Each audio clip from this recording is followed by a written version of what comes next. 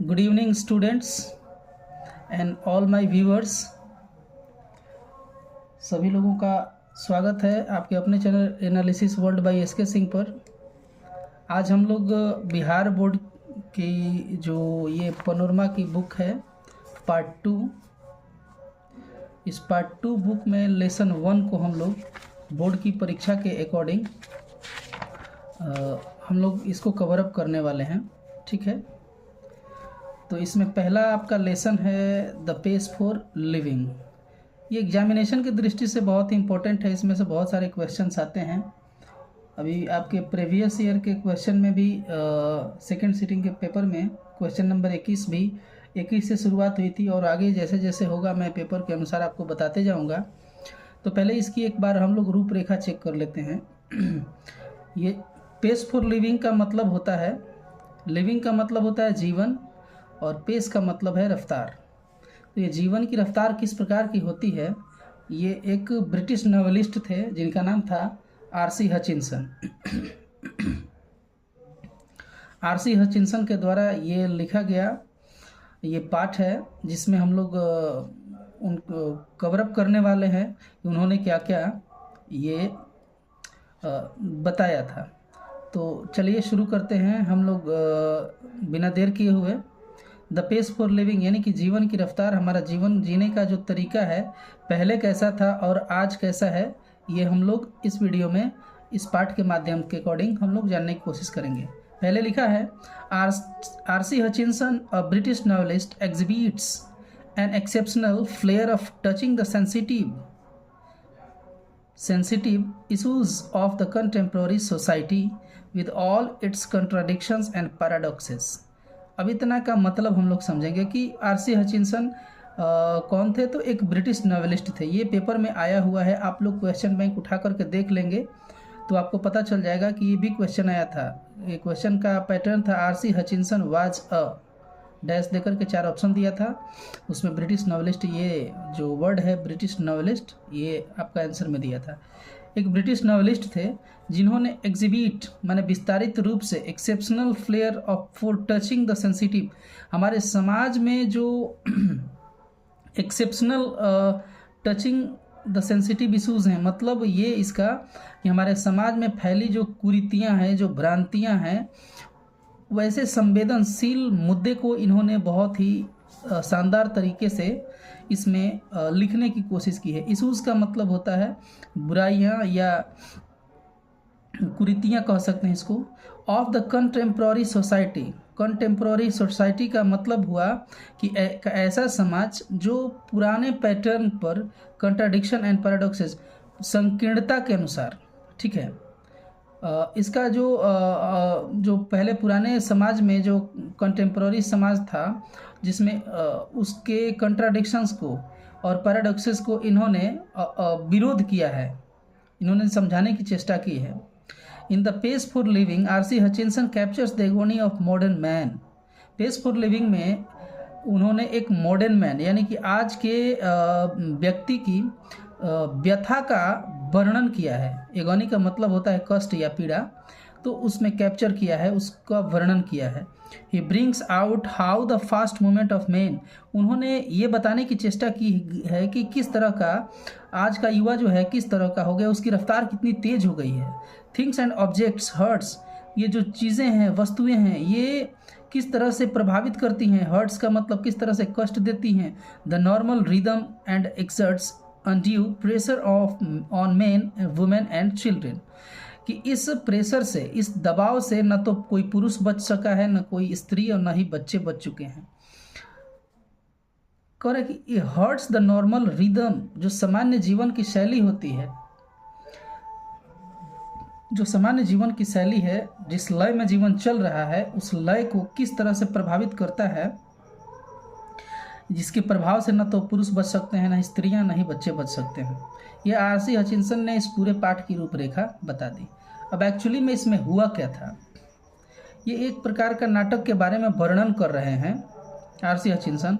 ये जो पहली लाइन है, इससे भी ऑब्जेक्टिव क्वेश्चन आपके आ चुके हैं। I saw a play in Dublin not long ago in which the chief character was an elderly corn merchant in small Irish country town.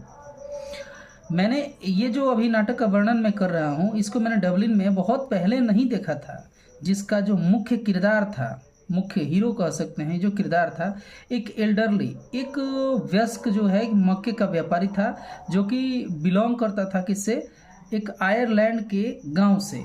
Irish country town का मतलब हुआ आयरलैंड के गांव से। He was a man of many anxieties. आप अपने book में देखेंगे तो उसकी बहुत सारी दुविधाएं थीं। एंजाइटीज़ का मतलब होता है दुविधाएं। हिज हर्ट वाज डिकी, उसका जो हृदय था डिकी था। आप टर्न करके पेज देखेंगे तो यहाँ पर डिकी का मीनिंग ग्लोसरी नोट्स में लिखा है। डिकी माने होता है वीक हार्टेड, कॉलिक इन एक्सप्रेशन, मतलब जिस व्यक्ति का हृदय कमज़ोर होता है उसको हम लोग डिकी कहते हैं। His Neiphiu was cheating him, उसका जो नेफ्यू था उसको धोखा दे रहा था। His wife had the fantastic notion of spending $10 on a holiday. उसकी पत्नी जो थी उसको एक विचित्र सी आदत थी कि वो किसी भी छुट्टी के दिन $10 खर्च करने की विचित्र उसकी आदत थी। नोशन का, फैंटास्टिक नोशन का मतलब विचित्र आदत, हम इसको समझ सकते हैं। ऑल टुगेदर, कुल मिलाकर, the pace of life was getting too much for him, and in a moment of despair he uttered a great cry from the heart. कुल मिलाकर के उसका जो जीवन था वो बहुत ही अवसाद में चला गया था, बहुत ही माने चिंतित तौर का वो व्यक्ति था। और जब वो डिस्पेयर होता तो वो माने उसके दिल से, उसके हृदय से वो लगातार बड़बड़ाना शुरू करता है, बहुत ही ज़ोर ज़ोर से, बहुत ही अलग अलग तरह से बोलना शुरू करता है। They tell me, वो कह रहा है, they tell me there is an aeroplane now that goes at 1000 mile an hour. Now that is too fast. वो बता रहा है कि वे लोग मुझसे कहते हैं कि एक एरोप्लेन है जो कि 1 घंटे में 1000 माइल तय करती है। मेरे हिसाब से ये तो काफ़ी तेज़ है, माने इतनी तेज़ माने रफ्तार नहीं होती है उसके हिसाब से, उस कॉर्न मर्चेंट के हिसाब से इतनी जो रफ्तार है वो तेज़ नहीं होती है। For me that the most enchanting line in the play, the man's complaint was so gloriously. मेरे लिए ये जो लाइन है, they tell me there is an aeroplane now that goes at 1000 miles an hour, now that too fast, ये लाइन जो है ये मेरे लिए सबसे प्रभावशाली लाइनों में एक रही। The man's complaint was so gloriously irrelevant to his own situation. The man's complaint, जो उस व्यक्ति की शिकायत थी, जो उसकी दुविधा थी, was so gloriously, ठीक है। और irrelevant का मतलब हुआ कि उससे संबंधित, उसकी अपनी जो परिस्थिति थी उसके साथ, उसकी अपनी सिचुएशन के साथ ये संबंधित थी। एंड बिसाइड्स, इसके अलावा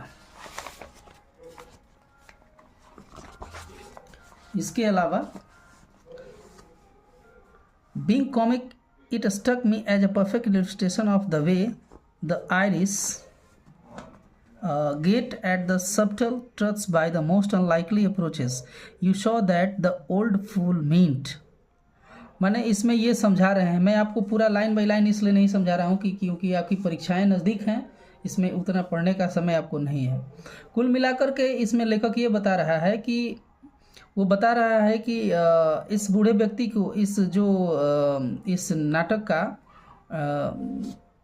जिसने नाटक को देखा था, लेखक ने नाटक को देखा था, इसमें किसी भी चीज़ को विस्तृत यानी कि उसको विस्तारित करने की जो तरीके हैं वो तरीके अनलाइकली अप्रोचेस को दर्शाते हैं। मतलब कि ये किस माने मूर्खतापूर्ण तरह की बातें कर रहा है लेखक के अनुसार, ठीक है। अगर आपने पाठ पढ़ा होगा, ये पूरा आपने पाठ अगर पढ़ा होगा, निश्चित तौर पर आपको ये चीज़ें समझ में आ रही होंगी। Now that I have my dislike of rapid movement my self, मतलब करे कि मुझे ऐसा नहीं है ना कि मुझे जो ये जीवन की तेज़ रफ्तार है ना उससे मुझे परहेज है या गुरेज है, मैं पसंद नहीं करता, ऐसा बिल्कुल नहीं है। मुझे बहुत आनंद आता है। I enjoy going in a car eight 90 miles an our, मुझे मज़ा आता है कि जब मैं जो कोई कार हो जिसकी रफ्तार 90 मील प्रति घंटे की से चल रही हो। So long as I am driving and so long as it is not my car, तब कि जब मैं उस कार को ड्राइव कर रहा हूँ और वो कार मेरी नहीं हो, तब मुझे मज़ा आता है। मैं भी बहुत तेज़ रफ्तार में चलने में बिलीव करता हूँ।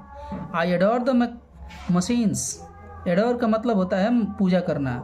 मैं मशीनों की पूजा करता हूँ। That hurl you about better सी।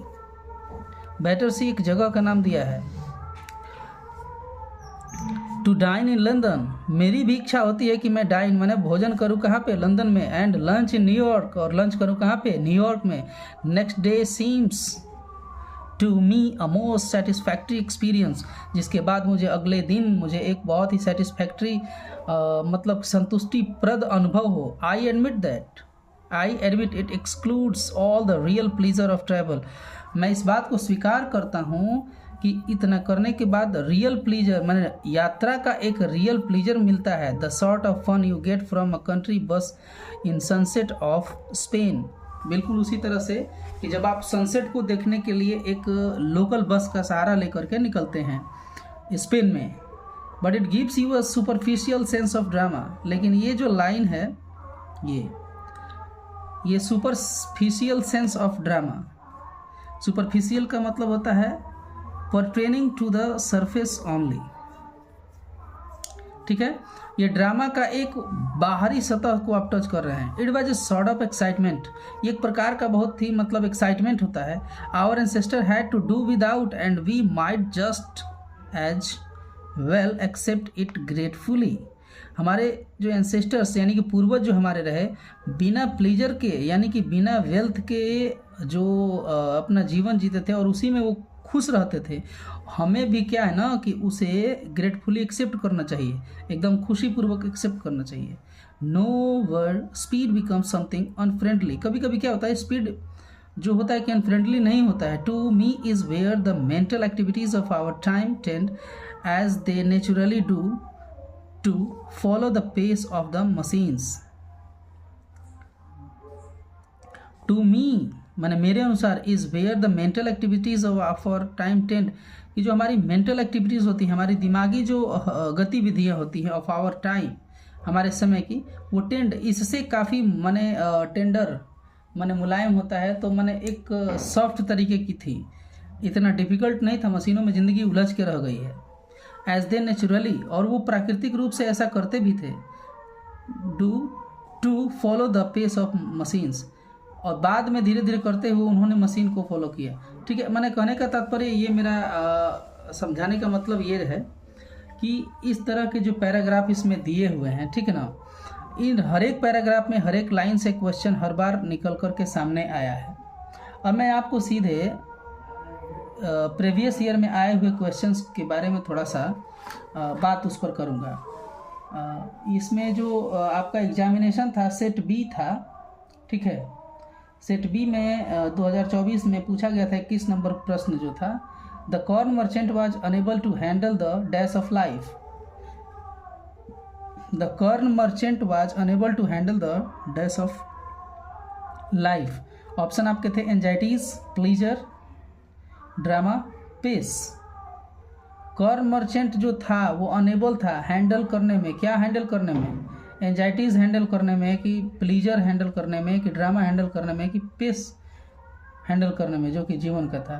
तो वो हैंडल करने में एंजाइटीज़ यानी कि उसकी जो दुविधाएं थी, उसकी जो परेशानियां थी, उसको हैंडल करने में क्या था, वो अनेबल था।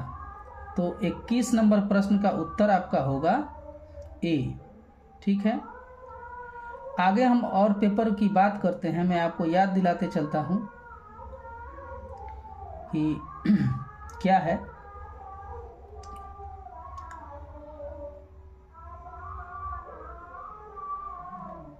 थोड़ा सा धैर्य रखेंगे।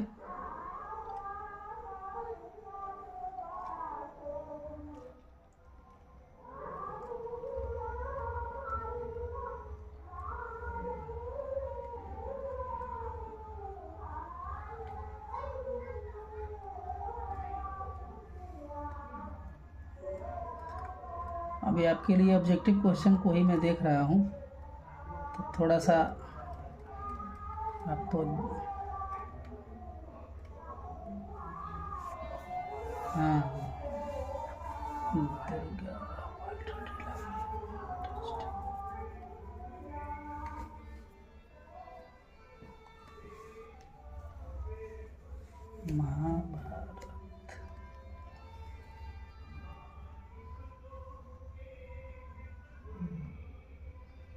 क्वेश्चन एक ही दिया है इससे, ठीक है।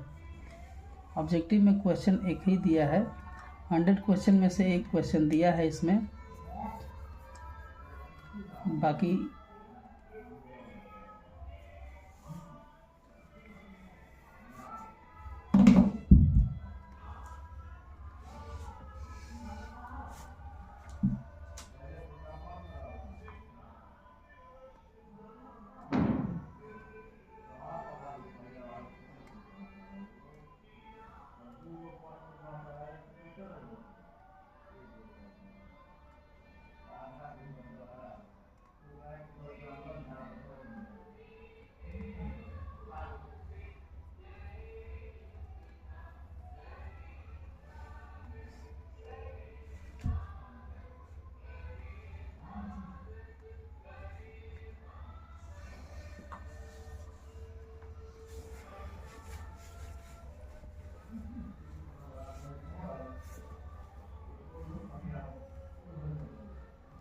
एक ही क्वेश्चन दिया है इससे, ठीक है।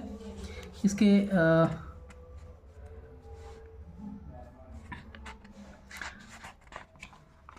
अगर हम इसके ग्रामर सेक्शन की बात करें तो ग्रामर सेक्शन तक हम लोग चलेंगे, लेकिन उसके पहले इसकी जो वर्ड मीनिंग है इसको पहले आप लोग समझ लेंगे थोड़ा सा। ये क्योंकि एंटोनिम्स पूछता है तो इसमें से हो सकता है एंटोनिम्स साइनोनिम्स इसमें से आए या इसका मीनिंग लिखने के लिए आए। ग्लोसरी एंड नोट्स में इसका दिया हुआ है डिकी, पहला वर्ड है डिकी।